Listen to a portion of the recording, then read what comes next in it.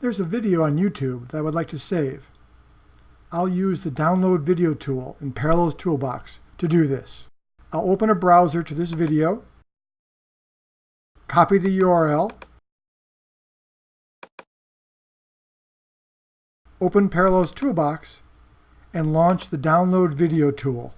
I'll just paste in the video's URL.